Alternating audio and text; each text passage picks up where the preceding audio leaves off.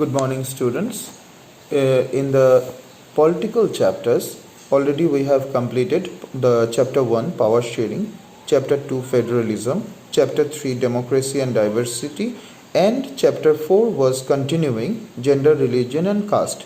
But according to the new syllabus, this chapter 3, 4, and 5, it is not there. So we are going to begin today our sixth chapter, that is political parties, in page number 71 as per my book. So first question here comes, so what is a political party? Political party is a group of people with same aim and objectives who contest election and if wins can form the government and rule the country. And if not winning, then also political party may exist in the country because they may act as the opposition party or may act as the representative of the general citizen. So now the first topic here discussed is, why do we need political parties? So in the book it is given, political parties are easily one of the most visible institution in a democracy. For most ordinary citizen, democracy is equal to political party. If you travel to the remote parts of the country and speak to the less educated citizen, you could come across people who may not know anything about our constitution or about the names of our government, but chances are there that they would know something about our political parties. So in this part it is said that political parties is the most visible and common thing among every one of us, that is the citizen. So in the village areas or remote areas, if you move and if you start asking questions to the people then about the political parties, they may not know about the party which is in the ruling form or the party which is in the opposition form or the name of the leaders or so and so, but the parties and these are very much known to them. If you say the party's name, then they will answer you, yes, I know it.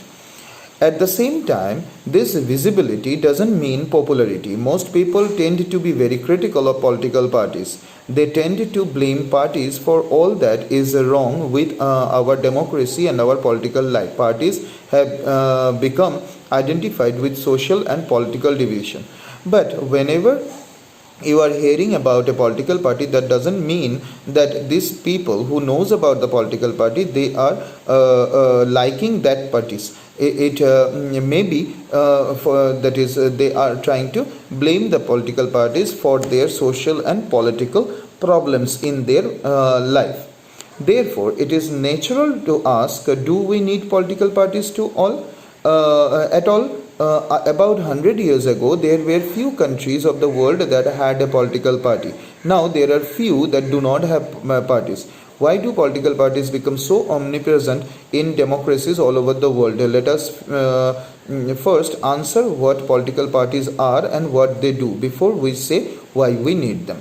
So in the book it is given, if we are moving back for some of the years, then we may see democracy was not there.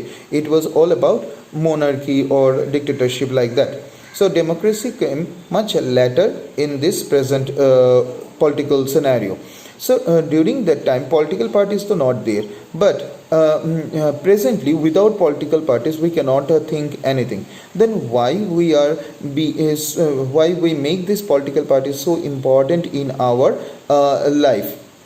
And is it really needed? Now, earlier days, there were only a few political parties in some of the countries, but now you will not find any country where there is no political party. Then why the growth of these political parties day by day increasing? Why these are so needful and why people need the political parties? So for that we need to know little more about what is political party. A political party is a group of people who come together to contest election and hold power in the government. In the first it is said, as I just said you, political parties is a group of people who are coming together and they contest election and if win, they hold the power in the government. They agree on some policies and programs for the society with a view to promote collective good. And whatever the decision, the programs and policies they are adopting, that is for the good for masses. Since there can be different views on what is good for all, parties try to persuade people why their policies are better than others. Now, which decision is good for everyone, that is very difficult to decide. But still, these parties are trying to motivate the people why they are better than other parties. They seek to implement these policies by winning popular support through election. And whatever the policies they are formulating, they want to make it for the welfare of the people only when it is possible, if they are winning the election and can form the government. Thus, parties reflect fundamental political division in a society. Parties are about a part of society and thus involve partisanship. So, parties reflect the fundamental political division in the society. Parties became the part of our society. Nowadays, without the political party, we cannot think about our society. It became in a matter of partisanship. Now, what is the meaning of partisanship? A person who is strongly committed to a party, group or faction. Partisanship is marked by a tendency to take a side or inability to take a balanced view on an issue. So partisanship means who is very much involved with a political party.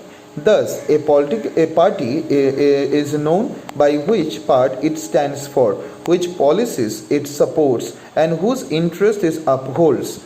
So now, what is the use of party or meaning of party? The party will stand for the people. The policies it supports, they will stand for that, and they will put forward the interest of the general people. Normally a political party have three components. First one is the leaders, second one is the active members, and third is the followers. So every political party should have these three components in itself. So we discussed about what is political party, and the rest we are going to discuss in the next class. We are going to discuss about the functions of political parties. Thank you for today.